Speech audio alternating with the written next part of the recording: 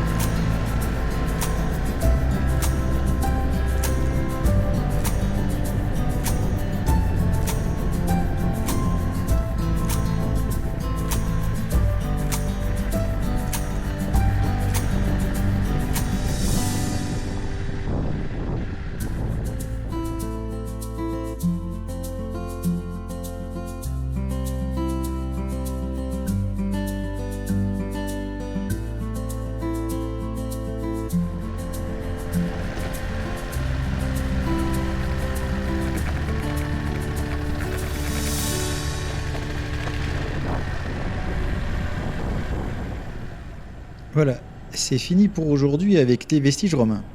Je reprends maintenant la piste, sur laquelle je passerai une grande partie de la journée, seul, au milieu des cultures et de la nature. Un vrai plaisir.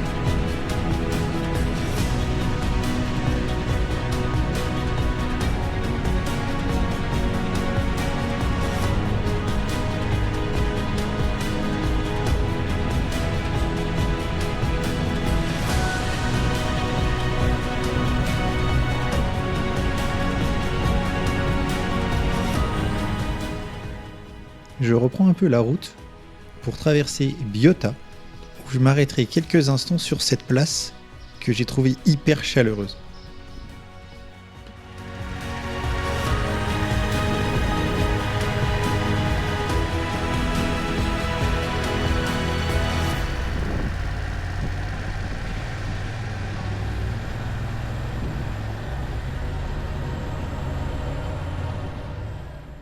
La ville et ses ruelles sont bien sympas, mais il est maintenant temps de repartir sur la piste.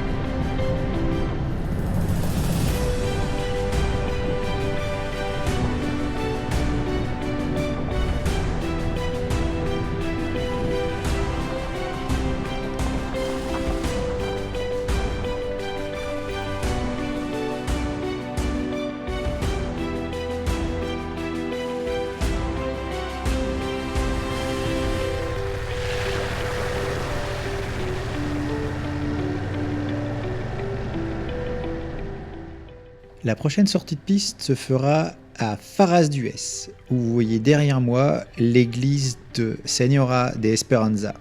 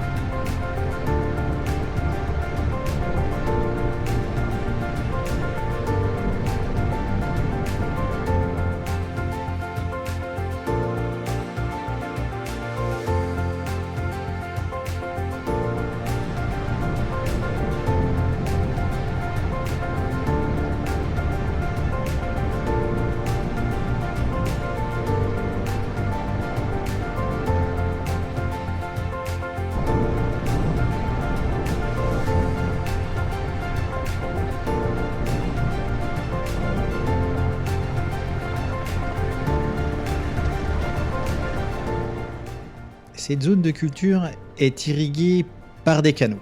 Donc forcément, à des moments, il faut traverser les canaux. Là, j'avoue, je me suis arrêté quelques secondes pour savoir si j'allais vraiment pouvoir traverser. L'idée de faire demi-tour ne m'enchantant qu'à moitié, je décide quand même d'y aller. Bon, à la sortie, je regarde jusqu'où je fais mouiller et je suis mouillé quasiment jusqu'au-dessus de ma botte. Ouf, c'est passé. On peut continuer pour profiter de ce super paysage.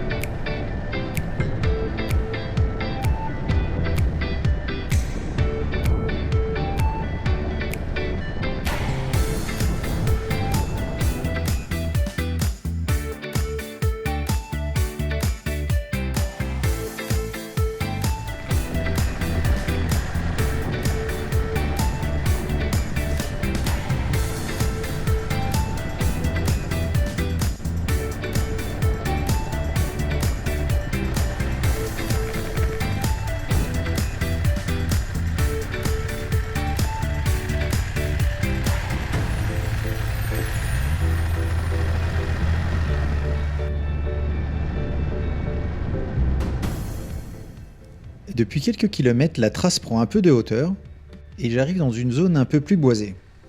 Je dois avouer que ce paysage un peu moins désertique me fait plaisir au moral. C'est aussi sympa de rouler dans les bois. Au détour d'un chemin, je vois deux 4x4. Je m'approche. Ah, des Français. Ce sont deux couples qui voyagent sur les pistes avec leur tente de toit. Ils sont un peu surpris que je me balade seul dans cet environnement. On échangera un moment chacun sur nos voyages avant de reprendre chacun la route de son côté.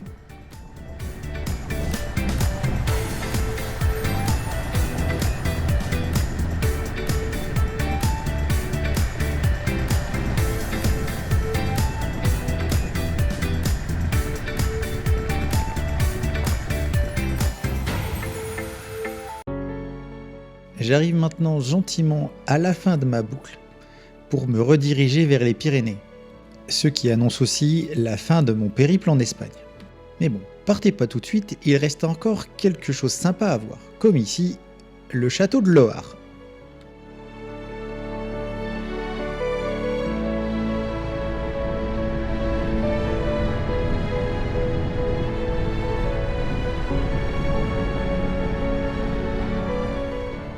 Je continue donc ma trace sur la piste et ce que vous voyez au fond, c'est le Castillo des Marcuelo, où je me dirige pour vous le présenter.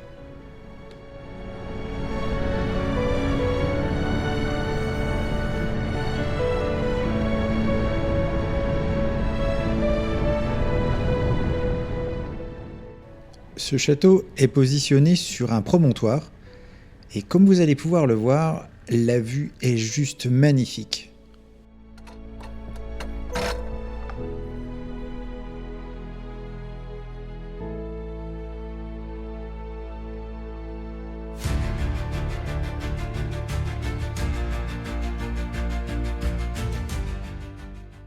Quand je vous disais que la vue était magnifique, j'avance jusqu'au bout du promontoire pour faire demi-tour. Jusqu'à ce que, me sentant observé, je pose le pied où il faut pas et la gazelle est par terre. Servant temporairement d'attraction, une famille sur place me filera la main pour remettre la gazelle sur ses roues. Un grand merci à vous. Tout seul, j'aurais un peu peiné. Allez, c'est reparti, je reprends la piste et je retombe à nouveau sur des paysages à couper le souffle. In a neon haze, we wander free. Glowing screens in a city spree. Digital signals paint the sky. Cyber whispers as we fly.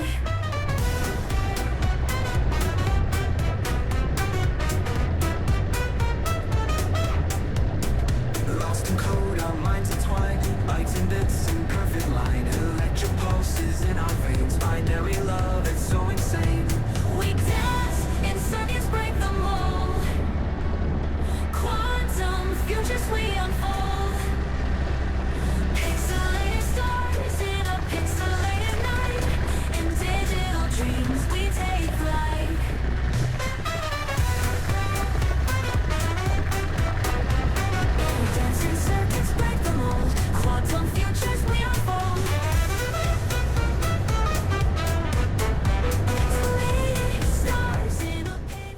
C'est beau, hein?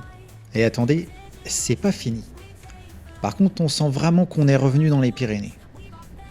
Silent echoes never late. Virtual hearts beating strong in this realm where we belong.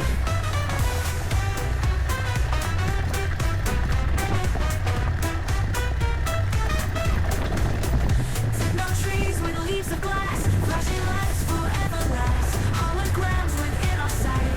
In this world of endless light, we dance in circuits, break the mold. Quantum futures we unfold. Pixelated stars in a pixelated night. In digital dreams we take flight.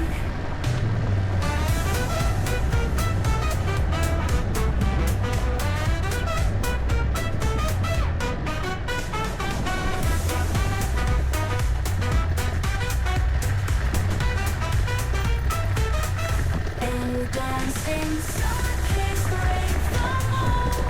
Quantum futures we unfold. Pixelated stars in a pixelated night. In digital dreams we take flight.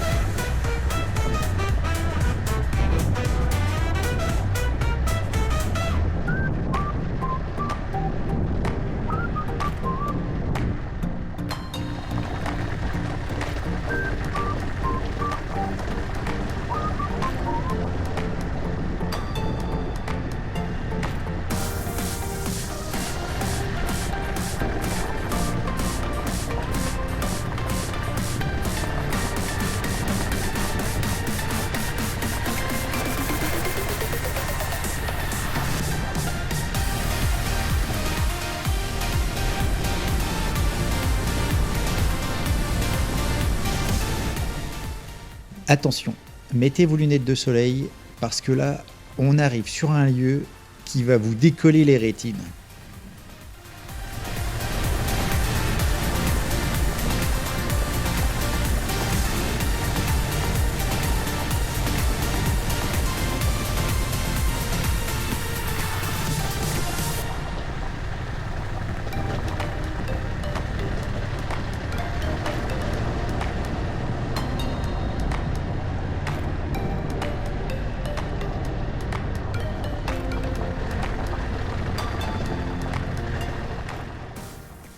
C'est beau, hein? Et après ça, on arrive sur la vallée. La vidéo réduit considérablement l'effet waouh, mais je vous garantis que sur place, c'est vraiment à tomber. À la fin de la piste, je tombe sur un groupe d'enduristes dont l'un d'eux avait crevé. N'ayant pas de compresseur, je leur passe le mien. Après tout ça, direction le camping, où évidemment le resto est fermé, donc ce sera dîner roots. Voilà, c'est tout. Je vous dis à bientôt pour de nouvelles aventures.